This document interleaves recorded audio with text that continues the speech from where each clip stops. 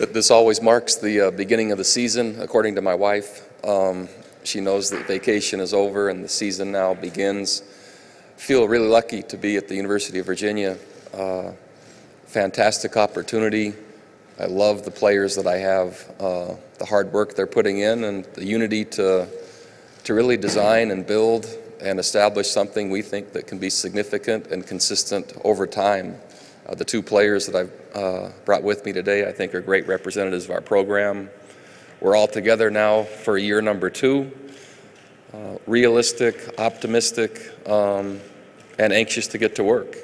And really that's the only promise we'll make, is that we'll put in the amount of work necessary to continue to grow and build the program. I'm very impressed with the ACC after being in the league 1 year. The quality of coaches I'm impressed with. The depth of the league I'm impressed with. The postseason record I'm impressed with. And certainly having the national champion and a Heisman Trophy winner. So honored to be part of what I consider the best league in college football to this point. Certainly I hope that at Virginia we'll be able to contribute and battle our way to the top of that league, and look forward to taking on that challenge. So with that. Coach, thank you. Okay. We'll bring up Quinn Blanding to begin. So Quinn, we've got microphones set throughout the room. We'll pass them back and forth, and that'll be your Q&A for about 6-7 minutes. So first question from Quinn will come right here to our right. Quinn in the first row.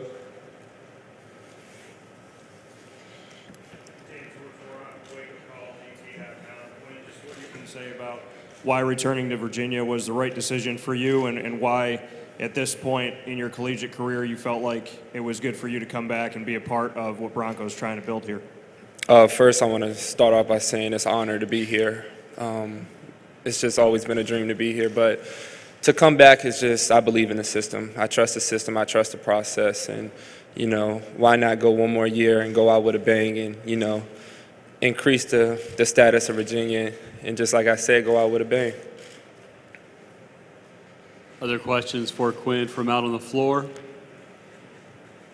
Quinn, I'll ask you one from here on the podium. What did you learn about Coach Mendenhall, his personality, his system last year? How does it make you better prepared for this year? Starting off with his personality, he's a great guy. You don't know what you're going to get with Coach Mendenhall. He's so upfront and so straightforward that most people won't really understand what he's saying until you actually see it or see him do it. So like our training right now, you wouldn't believe if I told you what we do at training right now. You wouldn't believe it until you see it or you actually go through it. So his personality stands for itself. He's calm, he's passionate, and he loves the kids. And, you know, I learned a lot from him. He teaches us a lot about science and, you know, how it relates to our life with a different message every morning. So he's a great guy. We're going to go to the back of the room, Quinn, in the camera pit, sort of to the left. Quinn, Wolf Golke with WVIR TV. There was a massive loss of offensive talent from this conference to the NFL draft, but there's 18 Bednarik Award watch list members in this conference, the most of any. You're among those, as well as Micah. Do you feel like the ACC is shifting into a more defensive conference, and is that advantageous for a team like UVA? Yesterday, I put a tweet out saying it's ACC. That's the bottom line. A lot of people don't give credit to the ACC, and we're offense and defense-wise. I mean, I know we have a lot of people coming back on the defensive side, but the ACC is where it's at, and I wouldn't want to be in another conference. Let's stay in the back, Quinn, with the cameras there. Right behind him. Hey, Quinn, Mark Larson, Spectrum News up in Syracuse. Your coach said optimistic and realistic. So what are the realistic goals for a team like Virginia that, like Syracuse, is trying to work its way up? Take every week, one day at a time. Take each practice, take each game, and that's our bottom line, and that's our bottom goal. Go in each week, taking 1 week at a time, and you'll see the end results. Another question from Quinn. We'll bring it to the left. Sir, when the microphone shows up, if you don't mind standing so we can capture you on this camera, please. Thank you. Yeah, Doug Dowdy from the Roanoke Times. You're kind of an elder statesman on this team now. Will you become more vocal? Will anything change in that regards this season? Nothing will change. I'm the leader of the defense. I make the calls, and I see everything before anyone sees anything. Anyways, I got to know what the offense is going to give me. I got to be in their huddle before they even come out the huddle. So that's been my job since my second year, and that's the job I'm going to keep continuing. I'm going to just keep growing at it. Any other questions for Quinn? Quinn, thanks. You're off the hot seat now. Kurt, if you'll come on up. Kurt Benkert will be with us for the next few minutes. Same rules apply. First question for Kurt. Who would like it from in the room? We're going to go to the camera stand in the back, and then we'll rotate here to the front, to the back to the left.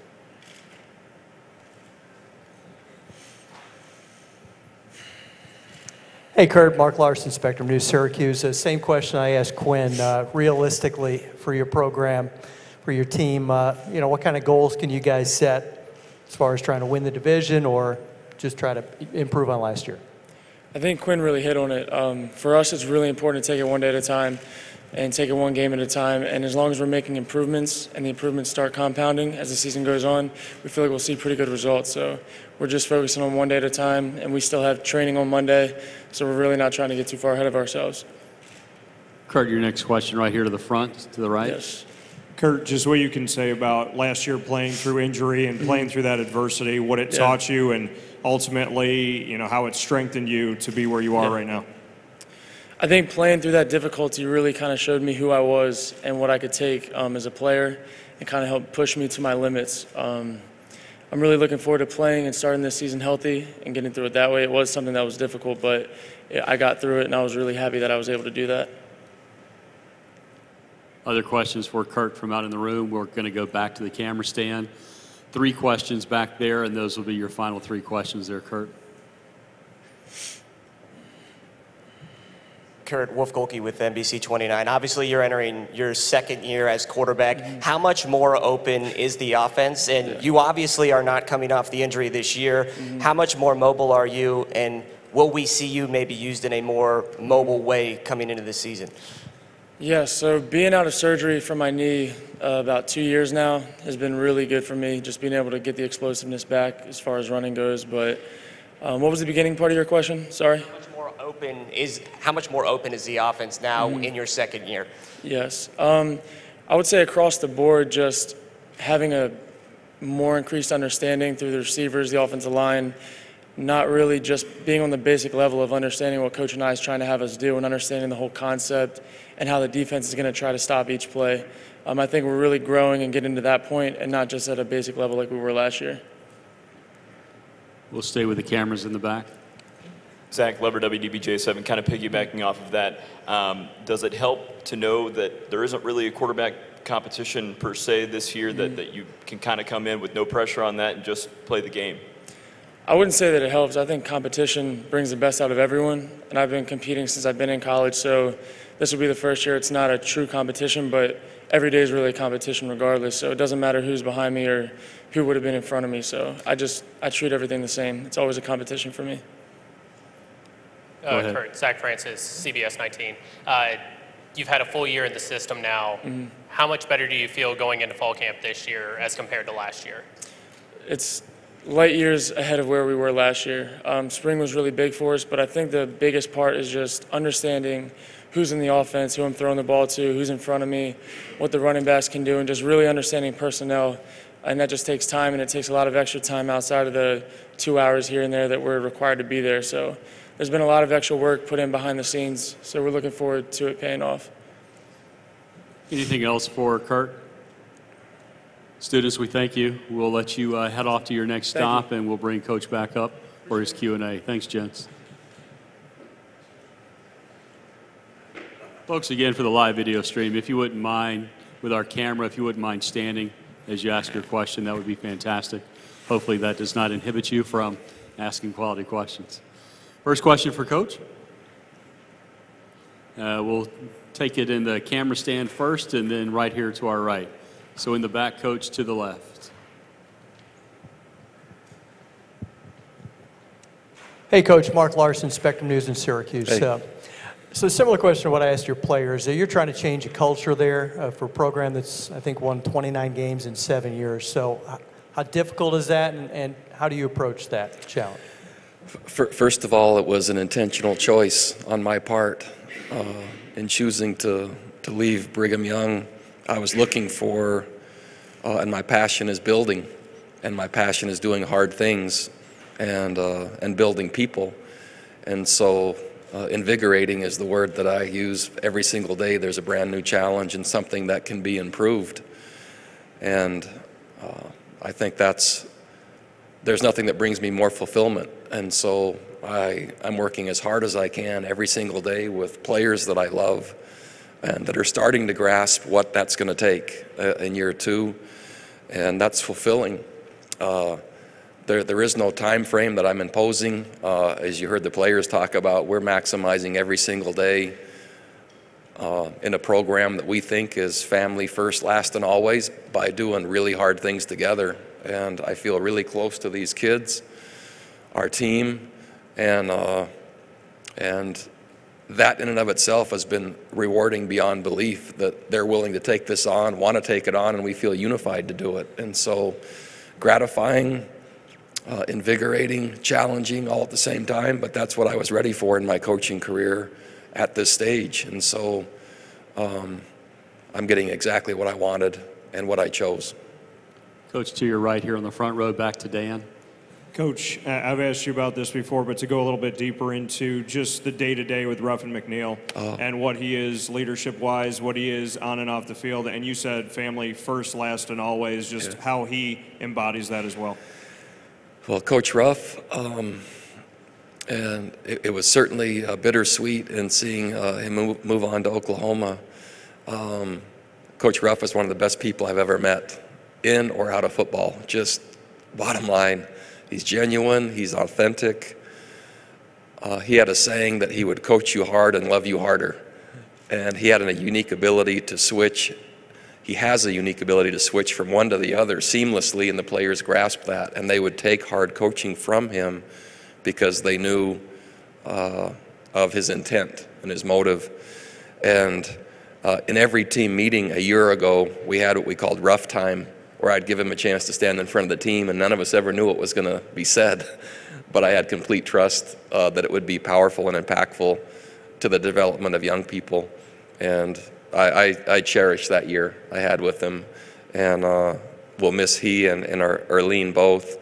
But he's earned the chance through his career to make those choices and to do whatever he thinks will be fulfilling to him and take on a new challenge. And I think part of his thought process in going to Oklahoma is the new head coach there is someone that he's mentored.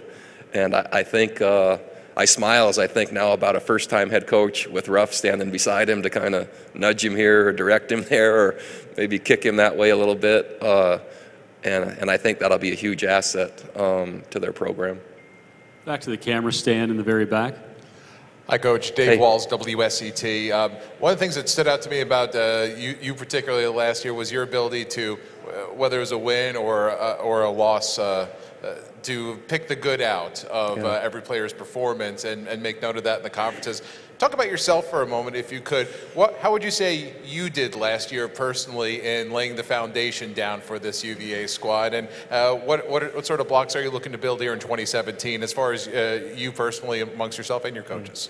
I appreciate the question. I believe in simple successes, and I think by small and simple things, great things are brought to pass. And so as simple as seeing our team warm up correctly, you know, I would relish that and cherish it.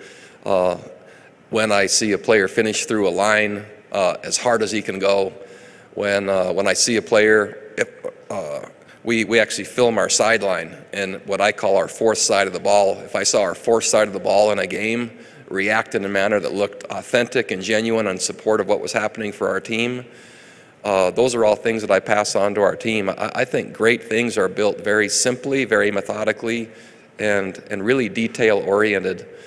And so as it has been yet to show in terms of wins and losses, and I don't know when that'll happen, I'm certainly not going to let the small improvements that I see that are leading to that go without acknowledging those. And I crave those simple successes, as do our players.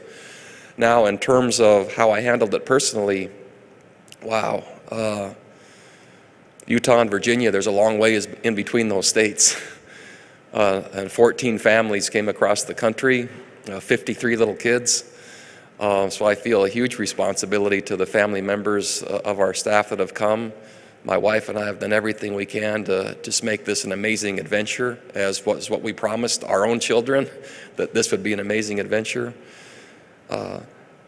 But I do have to be brutal and honest for the standpoint, I'm not used to losing more than winning. And that was a reframing, so to speak, and quite frankly, I think if you're not careful in the sport, you can be defined only by winning and losing. And so that was a unique challenge to have that reframed after 11 years of winning football, and to then kind of now experience the other side of that, and ask some questions, what impact does that really have on me, and wrestle with that, and then come out the other side to make sure I can do the very best to continue to lead and guide the kids and the young men, and show an example of what grit and determination and resolve and consistency looks like. And wow, for no other reason, I've benefited in that regard in terms of self-discovery. 2 more questions from the camera stand, then we'll move it back up front. Coach, Zach Francis. Where are we? The camera's in the back to the right. Oh, you okay. raise your hand. I got there you. We go. Yeah, it's hard to see. Zach Francis, CBS 19.